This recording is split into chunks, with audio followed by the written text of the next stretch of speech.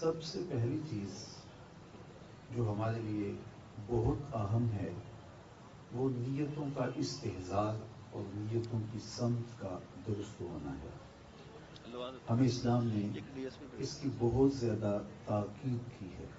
نیت کے فرق سے اعمال کی جزا اور سزا مرتب ہوتی ہے۔ چور اور چوکیدار دونوں رات کو جاگتے ہیں، لیکن نیت کے فرق سے ایک ثواب پاتا ہے اور ایک جزا کی بجائے وہ سزا کا مستحق ہوتا ہے۔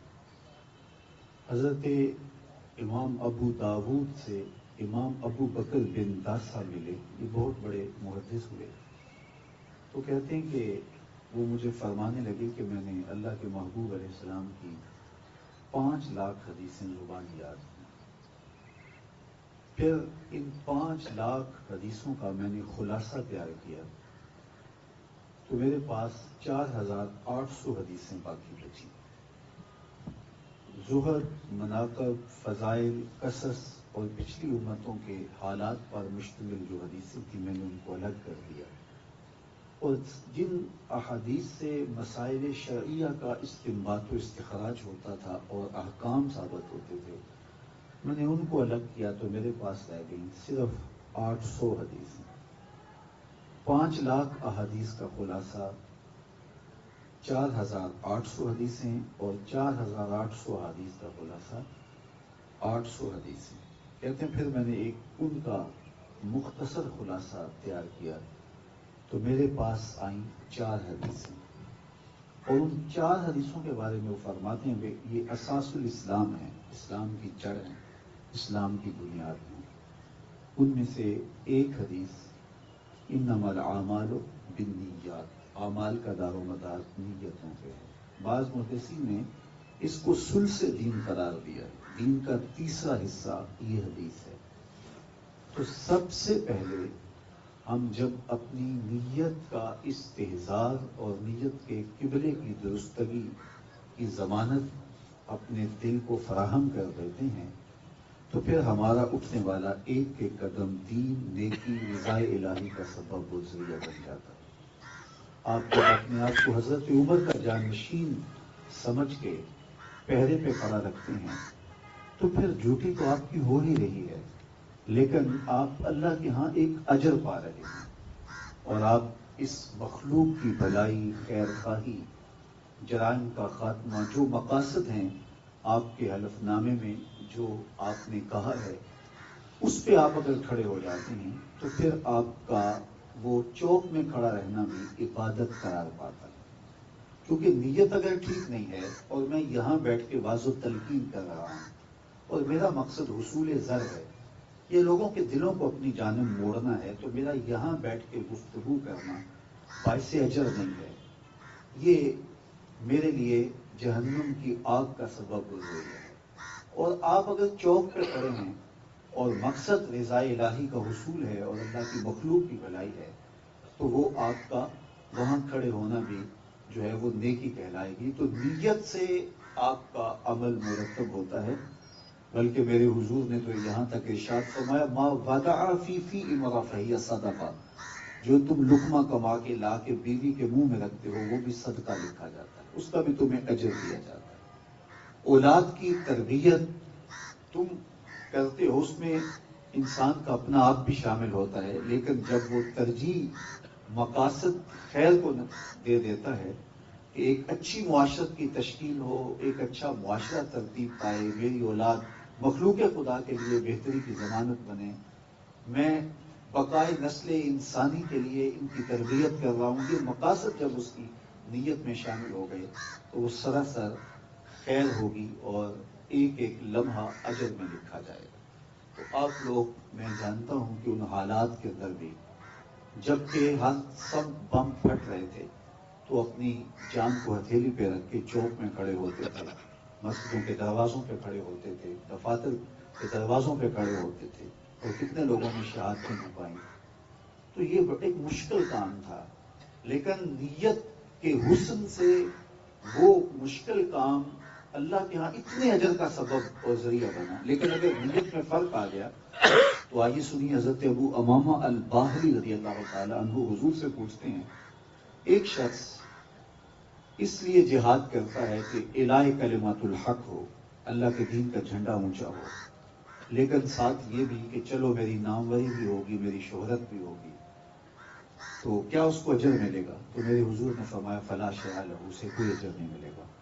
تو یہ سمجھے شاید میں اپنا ما فی الضمیر بیان نہیں کر پایا، تو دوبارہ اس کی حضور اس کا مقصد اللہ کے دین کے جھنڈے کو اونچا کرنا ہے، لیکن یہ ساتھ بات ہے کہ چلو میری ناموری بھی ہوگی، شہرت کے جھنڈے بھی لگیں گے، تو آقا کریم نے فرمایا فلا شیء لہ، اسے کوئی اجر نہیں ملے گا۔ تیسری مرتبہ انہوں نے پھر پوچھا کہ شاید میں سمجھا نہیں پایا، تو پھر عرض کی، تو حضور نے پھر فرمایا فلا شیء لہ، کوئی اجر نہیں ملے گا، اور فرمایا اللہ صرف اسی عمل کو قبول کرتا ہے جو محض اس کی رضا کے لیے کیا جائے۔ شہادت جیسا عمل بھی اگر نیت کا فرق ہو تو برباد ہو گیا۔ قیامت کے دن جس طرح حدیث میں آتا ہے، ایک قاری، ایک سقی اور ایک شہید پیش کیے جائیں گے اور انہیں جہنم کا حکم ہوگا، تو شہید کہے گا میں اپنی جان جیسی متائیں عزیز وار دی، تو فرمایا کہ تو نے جن مقاصد کے لیے واری تھی وہ تجھے مل گئے، لیکن تو نے میری رضا کا مقصود نہیں تھا۔ اسی لیے قاری عالم کو کہا جائے گا تو ناموری کے لیے، شہرت کے لیے، لوگوں میں مقبول ہونے کے لیے یہ سب کچھ کرتا تھا، وہ تجھے مل گیا، نذرانے بھی ملے، تجھے بہت محبتیں بھی ملی، لیکن تیرا مقصود میری رضا نہیں تھا۔ اس طرح سخی کو کہا جائے گا کہ تیری سخاوت کا سبب لوگوں میں ہر دل عزیز ہونا اور لوگوں میں مقبول ہونا، کہ تیری سخاوت کے جھنڈے لگ جائیں۔ وہ کسی زمانے میں ہوتا نا نیکی کا دریا میں ڈال، اب ہوتا ہے نیکی کا اخبار میں ڈال، اب تو نیکی کا فیس بک پہ ڈال۔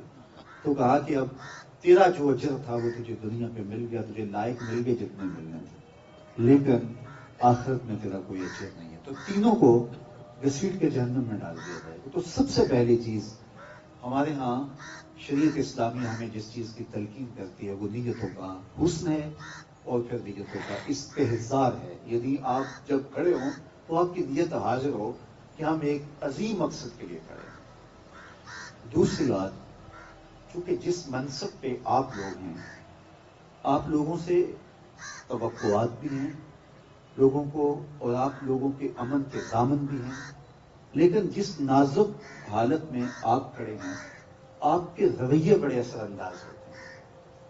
جب ایک شخص آپ کے پاس آتا ہے، آپ کا اس کے لباس سے، اس کی وضاحت سے رویہ تبدیل ہوتا ہے، تو وہاں ہی انصاف کا خون ہونا شروع ہو جاتا ہے۔ اس لیے اپنے رویوں کو اپنے آنے والوں کے لیے جب آپ برابر رکھتے ہیں تو وہ چاہے پھٹے پرانے کپڑوں میں ہو، چاہے وہ علی نصب لباس میں ہو۔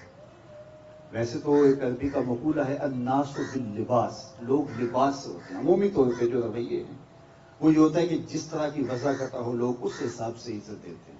شیخ سعدی فرماتے ہیں میں ایک مجلس میں گیا تو میرا لباس کچھ پھٹا تھا، حالت پراگندہ سی تھی، تو انہوں نے مجھے بیٹھنے نہ دیا۔ تو میں خیر گھر گیا، لباس تبدیل کیا، کلف لگا، لباس پہنا، سر پہ شبلے والی پگڑی باندھی اور ہاتھ میں لاٹھی پکڑی اور پورے اہتمام سے آیا، تو وہ حضرت آئیے بیٹھیے بیٹھیے، تو میرے سامنے انواع اقسام کے کھانے رکھے۔ تو حضرت شیخ فرماتے ہیں میں لقمہ اٹھاؤں اور ایک جیب میں، اور بوٹی جھاڑوں اور دوسری جیب میں۔ وہ مجھے دیکھنے لگے کہ حضرت یہ آپ کیا کر رہے ہیں؟ کہا صاحب آپ نے انہیں کو کھانا دیا، میں تو پہلے بھی آیا تھا، مجھے تو آپ کھانا نہیں دیا۔ تو عزت کسی کے انسان ہونے کے ناطے سے، نہ کہ اس کی حیثیت۔ پطرس بخاری کے پاس کوئی صاحب آئے تو انہوں نے کہا جناب بیٹھیے، تو اس نے کہا جناب میں اس علاقے کا ایم این اے بھی ہوں، تو انہوں نے کہا 2 کرسیوں پہ بیٹھ جائیے۔ تو لوگ اپنی حیثیت جتلائیں گے آپ کو، لیکن آپ ہر آنے والا آپ کے پاس انصاف کی بھیک مانگنے آیا ہے، امن کی بھیک مانگنے آیا ہے، تو آپ اس کی مدد کر سکیں۔ غریب کے ساتھ آپ زیادہ نرم رویے سے پیش آئیں گے تو اللہ کی اور رضا آپ کو نصیب ہو۔ میرے حضور کا رویہ ان لوگوں کے لیے جن کو کوئی پوچھتا نہیں تھا اتنا خوبصورت تھا کہ ایک خاتون آئی اور وہ مسجد نبوی کے دروازے پہ کھڑے ہو کے حضور کو ہاتھ سے اشارہ کرتی، تو آقا کریم علیہ السلام مصلی سے اٹھ کے اس کی بات سننے کے لیے جاتے ہیں۔ تو اس نے کہا میں نے آپ سے کوئی باتیں کرنی، فرمایا کیجیے۔ اس نے کہا یہاں نہیں کرنی۔ کہاں کرنی؟ مسجد نبوی سے باہر کھلی جگہ تھی، کہا آپ وہاں آ جائیں، میں وہاں آپ سے کوئی باتیں کرنی ہے۔ عرب کی دھوپ کڑکتا ہوا ماحول اور حضور کا نازک بدن، کار نبوت کی اہم ذمہ داریاں، اور اس عورت کا توازن عقلی بھی کچھ ٹھیک نہیں تھا، اور اس نے جو حضور سے باتیں چھیڑی تو پھر بات چھوڑنے کا نام نہیں لے رہی تھی۔ وہ کیا کسی نے کی ہے نا، کہا ہے کہ کسی شوق میں کی ہیں تجھ سے ہزار باتیں، تیرا حسن تیرے حسن بیاں تک دیکھوں۔ پھر باتیں حضور سے ہو رہی ہوں تو کون مختصر کرے گا؟ اب گھنٹے لگ گئے، حضور سن رہے ہیں کان لگا کے، صحابہ کو بڑا غصہ آ رہا ہے کہ اس عورت کی بے مقصد سی باتیں اور حضور کا قیمتی وقت اور نازک بدن۔ خیر جب خود وہ اپنی باتیں مکمل کر کے جانے لگی تو غالباً حضرت عمر نے کہا حضور اس کا توازن عقلی ٹھیک نہیں ہے، اور لوگ اس کو دیکھ کے راستہ بدل لیتے ہیں، جس سے باتیں چھیڑتی ہے پھر جان نہیں چھوڑتی۔ آپ کا وقت قیمتی اور بدن نازک اور کار نبوت کی اہم ذمہ داریاں، اور اتنی دیر اس نے آپ کو کھڑا کیے رکھا، آپ ایسی ویسی عورتوں کی باتیں کیوں سنتے ہیں؟ اس کی تو کوئی بات نہیں سنتا۔ تو حضور نے فرمایا عمر پورے مدینے میں اس کی کوئی نہیں سنتا، میں بھی نہ سنوں۔ اور اس بڑھیا کو آواز دے کے کہا بڑھیا جب ٹکڑے زیادہ ہو جائیں جہاں مرضی کھڑا کر کے محمد کو اپنی باتیں سنا لیا گا۔ تو رویوں کی خوبصورتی آدھا دکھ ختم کر دیتی ہے، اور ہم تو یہ پولیس کا امتیازی نشان سمجھتے ہیں کہ مجرم سے ہماری نفرت نہیں ہے، ہماری نفرت جرم سے ہے۔ تو مجرم کی اصلاح کی آخری حد تک کوشش اور اس کے ساتھ ہمدردی کا ایک جذبہ اس اعتبار سے کہ اس کبھی جرم سے بچ جائے۔ اللہ کے محبوب علیہ السلام کے پاس جب ماعز ابن مالک آئے تو اس نے بہت بڑا جرم کیا تھا، تو حضور علیہ السلام نے انہیں 2-3 مرتبہ ٹالا، لیکن وہ بار بار خود اقرار کر رہے تھے۔ تو حضور نے فرمایا ٹھیک ہے ان کو لے جاؤ اور سنسار کر دو۔ اور جب ان کو سنسار کیا جا رہا تھا تو حضور علیہ السلام مسجد نبوی میں کبھی کھڑے ہو جاتے کبھی بیٹھ جاتے، تو کسی نے کہا حضور خود ہی تو آپ نے حکم دیا ہے اور خود ہی رو رہے ہیں، چشمان اقدس میں آنسو ہیں۔ تو میرے حضور نے فرمایا وہ میرا عدل ہے، یہ میری محبت ہے۔ مبتلائے درد ہو کوئی عذر روتی ہے آنکھ، کس قدر ہم درد سارے جسم کی ہوتی ہے آنکھ۔ تو اس وطن کو، اس قوم کو، اس معاشرت کو سنوارنے کے لیے ہمیں ایک شفیق باپ کی طرح بننا پڑے گا، اور جب ناسور کاٹنا پڑے تو اس وقت ہمیں سختی بھی کرنا ہوگی، تاکہ اس جو ہے وہ ایسے شخص سے جس کا وجود اس قوم کے لیے، اس ملت کے لیے اور اس معاشرت کے لیے ضرر کا، نقصان کا سبب ہے، اس کے ضرر سے لوگوں کو بچایا جا سکے۔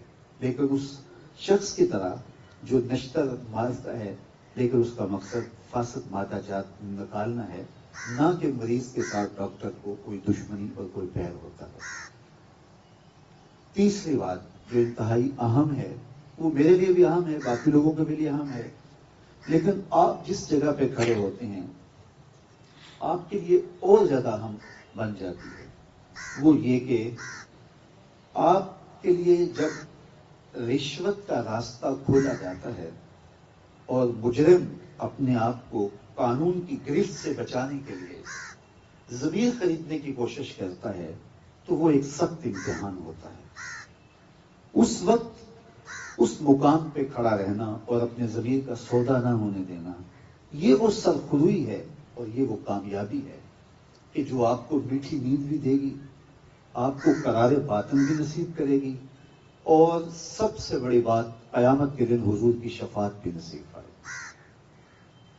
جس شخص نے کسی شخص کے قتل میں آدھے جملے سے بھی مدد کی، قیامت کے دن وہ لازمی جہنم کی آگ میں جلایا جائے گا۔ اور اللہ کے محبوب علیہ السلام نے جبریل امین سے پوچھا مجھے جہنم کے عذابوں کا ذکر سناؤ، تو جبریل امین نے کہا حضور اخف العذاب، سب سے ہلکا عذاب جو جہنمی کو دیا جائے گا وہ یہ ہوگا کہ اس کے پاؤں میں آگ کے جوتے رکھے جائیں گے اور اس کا باقی بدن سلامت ہوگا، لیکن صرف پاؤں میں آگ کے جوتے ہوں گے، لیکن اس کی شدت، حدت اور گرمی اتنی ہوگی یغلی منہما دماغہ، دماغ پگھل کے ناک اور کانوں کے راستے سے باہر آ جائے گا۔ یہ اس عذاب کی کیفیت ہے جو سب سے ہلکا ہے، اور جو شدید ترین عذاب ہے العیاذ باللہ۔ ہمیں ہر صورت میں اپنے لیے رزق حلال پہ ہی اکتفا کرنا ہے۔ میرے والد گرامی کہا کرتے تھے کہ رزق تو اللہ کتوں کا بھی اپنے ذمہ کرم پہ لیا ہے، تو انسان کا رزق بلا اس کے ذمہ کرم پہ کیوں نہیں؟ وما من دابۃ فی الارض الا علی اللہ رزقها، زمین پر چلنے رینگنے والی کوئی چیز نہیں جس کا رزق اللہ کے ذمہ کرم پہ نہ ہو۔ جب بچہ شکم مادر میں 120 سال کا ہوتا ہے تو 3 چیزیں لکھ دی جاتی ہیں، اس کا شکل صحیح ہونا لکھ دیا جاتا ہے، اس کی عمر لکھ دی جاتی ہے، اور تیسرا اس کا رزق لکھ دیا جاتا ہے۔ میں اور آپ جو لکھا ہوا رزق ہے وہ پاتے ہیں۔ اب اس لکھے ہوئے مقصود رزق کو حاصل کرنے کے لیے ہم چاہے جائز راستہ اختیار کر لیں، چاہے ہم ناجائز راستہ اختیار، یہ ہمارا اختیار ہے اور اسی اختیار پہ ہمیں پکڑ ہے۔ بعض لوگ کہتے ہیں کہ فلاں شخص اگر ناجائز فروشی نہ کرتا، 2 نمبر کام نہ کرتا تو اتنا امیر نہیں ہو سکتا تھا، یار حلال کے رزق سے تو بمشکل وقت گزرتا ہے، یہ ایک تاثر ہے۔ ایسا نہیں ہے، جو مقصود ہے وہ مل کے رہتا ہے۔ دولت قارون حاصل نہ کی جائے، دولت عثمان حاصل کی جائے۔ جو قسمت میں لکھا ہے وہ ہر صورت ملتا ہے اور وہ ملے گا، وہ ہماری قسمت میں لکھ دیا گیا ہے۔ حضور علیہ السلام نے فرمایا کہ اپنے رزق کو، اپنے مقدر کے مقصود کو حاصل کرنے کے لیے خوبصورت طریقہ اختیار کرو، اور اللہ تعالیٰ جل شانہ ہمیں حلال رزق کے جو وسائل نصیب فرمائے ہیں اور اس میں جو برکت رکھی ہے۔ دیکھو کثرت کوئی چیز نہیں ہوتی، برکت بڑی چیز ہوتی ہے۔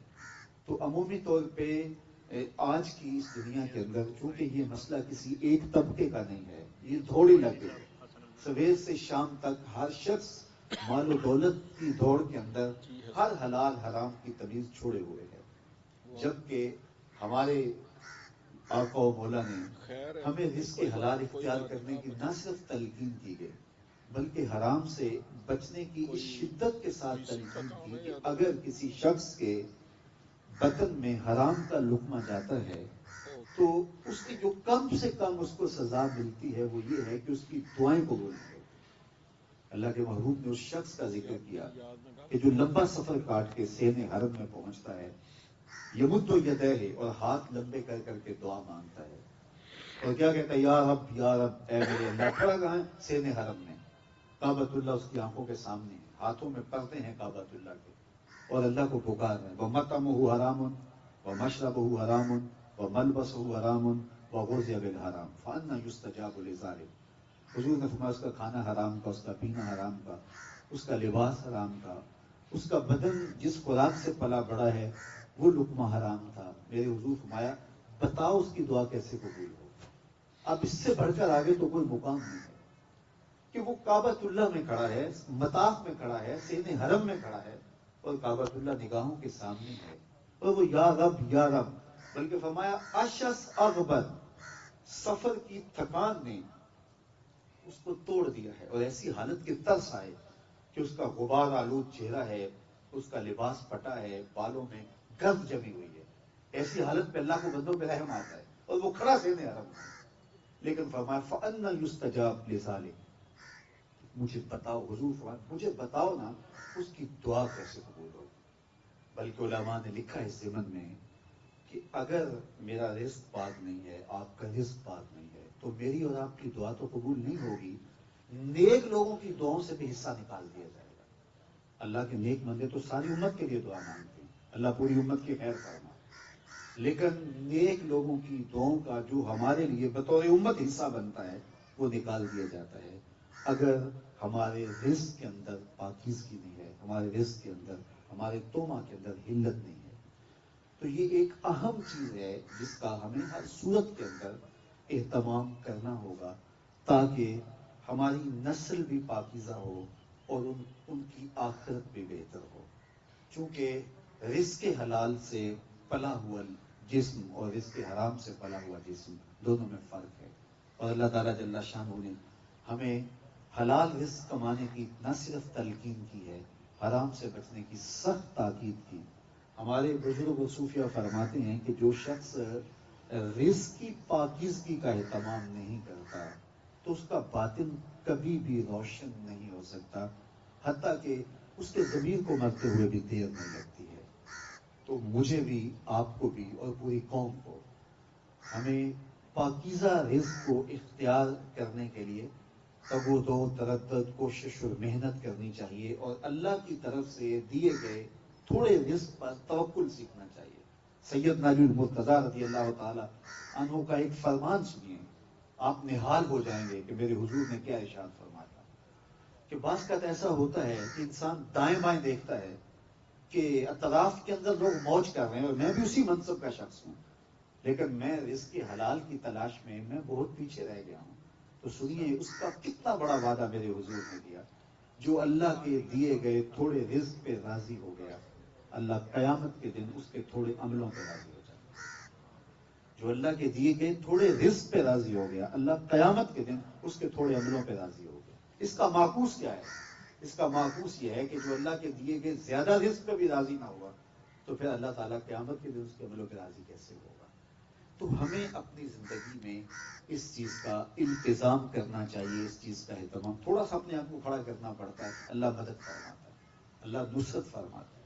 وہ شخص جس کو جنت میں جانے سے کوئی شے نہیں روکے گی، ان میں سے ایک شخص حضور نے فرمایا ذو عیال کثیر، یعنی وہ شخص جس کے اہل و عیال زیادہ ہیں، ذرائع آمدنی تھوڑے ہیں، لیکن وہ اس کے باوجود، حالانکہ اس کا نفس اسے راستے دیتا ہے کہ یا تیرے بچے زیادہ ہیں، تیری تنخواہ سے تیرا وقت نہیں گزر سکتا، تیری مجبوری ہے، تو بس کوئی حرج نہیں ہے، اس کا نفس اس کو دلیلیں تلاش کے دے رہا ہے. تو فرمایا ذو عیال کثیر، اس کے بہنوں کی ذمہ داریاں ہیں، بیٹیوں کی ذمہ داریاں ہیں، بچے زیادہ ہیں، بہت سارے لوگوں کی کفالت اس کے ذمے ہے، لیکن اس کے ذرائع آمدنی اتنے قلیل ہیں کہ وہ صحیح طرح سے پورا نہیں کر پاتا. لیکن اس کے باوجود اس نے عہد کیا ہے کہ میں حرام کا ایک لقمہ بھی اپنے رزق میں شامل نہیں ہونے دوں گا. رسول رحمت نے فرمایا کل قیامت کے دن جنت میں جانے سے کوئی شے اسے روک نہیں سکے، وہ سیدھا جنت. یہ 4 دن کی زندگی ہے. یہ تو ہم ایک مزرع الآخرہ فرمایا گیا، آخرت کی کھیتی ہے. میں کہا کرتا ہوں یہ بوائی کا موسم ہے اور آخرت کٹائی کا موسم ہے. جب آپ افسر بنے تو آپ جن دنوں میں پڑھتے تھے، جن دنوں میں تیاری کرتے تھے امتحانات کی، تو پھر اس دن رات ایک تھا. شادیاں بھی چھوڑ دیتے تھے، خوشیاں بھی چھوڑ دیتے تھے، نیند بھی پوری نہیں ہوتی تھی، کھانا بھی بعض کا ٹھنڈا ہو جاتا تھا پڑا پاس پاس. کیوں؟ آپ کی ایک منزل تھی کہ میں اس منزل کو حاصل کرنے کے لیے یہ محنت کر رہا ہوں. تو آج آپ عزتوں کی دستار سجائے یہاں بیٹھے ہیں، آج آپ کے کندھوں کے اوپر یہ جو پھول لگے ہیں، یہ آپ کا اعزاز ہے، یہ آپ کی تکریم ہے، معاشرہ آپ کو عزت دیتا ہے. تو یہ آپ کی اس محنت کا نتیجہ ہے. وہ بوائی کے موسم میں آپ نے بیج بوئے تھے، آج اس کی فصل کاٹ رہے. اسی طرح یہ دنیا بوائی کا موسم ہے سارا، آخرت کٹائی کا موسم ہے. یہ ساری زندگی ہے کتنی؟ 50 سال، 60 سال، 70 سال کتنی ہوگی؟ یہی زندگی ہے. اور آخرت کا ایک دن 50,000 سال کا ہے. قرآن بتاتا ہے 50 سال کا نہیں، 100 سال کا نہیں، 50,000 سال کا ایک دن. اور یہ ساری زندگی 50-60 سال کی. اور پھر اس کے بعد بھی 50,000 سال کا دن گزرنے کے بعد مینڈے کی شکل میں موت کو لایا جائے گا. حضرت یحییٰ کے ہاتھ میں چھری دی جائے گی اور موت کو ذبح کر دیا جائے گا. موت کو بھی موت آ جائے گی. بلکہ حدیث پاک میں آتا ہے جنتیوں کو جنت میں جا کے ایک ہی خدشہ ہوگا کہیں موت نہ آ جائے، اور جہنمیوں کو ایک ہی امید ہوگی کہیں موت آئے اور جان چھوٹ جائے. لیکن جب موت کو ذبح ہوتے دونوں دیکھیں گے تو جنتی اتنے خوش ہوں گے کہ اگر موت کو موت نہ آئی ہوتی تو یہ خوشی سے مر جاتے. اور جہنمی اتنے مایوس اور نا امید ہوں گے اگر موت کو موت نہ آئی ہوتی تو یہ دکھ اور صدمے سے مر جاتے. پھر نہ ختم ہونے والی زندگی، اپنی زندگی، سرمدی زندگی، 50,000 سال کا ایک دن، پھر نہ ختم ہونے والی زندگی. اس زندگی کے مقابلے میں اس 60 سال 50 سال کی زندگی کو رکھو جس میں بڑھاپے کے دھکے بھی ہیں، بچپن کی مدہوشیاں بھی ہیں، تیسرا حصہ سو کے بھی گزارا ہے، روزانہ 1 گھنٹہ واش روم میں بھی گزرتا ہے. 17-18 سال زندگی بنتی ہے. اس کو روزہ رکھ کے اگر ہم گزار لیں تو کتنی خوبصورت بات ہوگی. حضرت داتا گنج بخش علی اجویری علیہ رحمہ کے شیخ قتلی، ان کا جملہ بڑا خوبصورت کشف الماجور میں لکھا. وہ فرمایا کرتے تھے دنیا یومن ولنا فیہا صومن، دنیا ایک دن ہے اور ہم روزہ رکھ کے گزار رہے ہیں. تو یہ تو گزر بھی جائے گی. دیکھیے ایک بندہ تخت پہ بیٹھ کے گزارتا ہے تو گزر تو اس کی بھی جاتی ہے، اور ایک ساری زندگی دکھوں میں، مصیبتوں میں، حالات کی تلخیوں سے لڑتا ہوا گزارتا ہے، زندگی تو اس کی بھی گزری جاتی ہے. وہ ماہ سیام آتا ہے نا، تو جب افطاری کے لمحے ہوتے ہیں تو آج کل وہ سیاسی جو ہے وہ افطاریاں بھی چلتی ہیں، تو ایسے لوگ بھی دسترخوان پہ بیٹھے ہوتے ہیں کہ جنہوں نے روزہ نہیں رکھا ہوتا تو وہ بھی افطاری کے لیے آئے ہوئے ہوتے ہیں. تو اس لمحے میں جب افطار کر رہے ہوتے ہیں تو میں سوچتا ہوتا ہوں کہ جنہوں نے سارا دن بھوک پیاس کاٹی تو اس وقت ان کو ایک خاص فرحت نصیب ہوتی ہے، جس کو میرے حضور نے فرمایا فرحت للصائم فرحتان فرحت عند فطرہ و فرحت عند لقاء ربہ. روزے دار کے لیے دو خوشیاں ہیں. ایک خوشی تب ملتی ہے جب وہ روزہ کھولتا ہے، اور جب تازہ مشروب اس کے حلق سے نیچے اترتا ہے، سارے دن کی پیاس کاٹی ہے، تو اس کی زبان بولے نہ بولے اس کا روا روا رب کا شکر بول رہا ہوتا ہے. ایک عجیب احساس ہوتا ہے.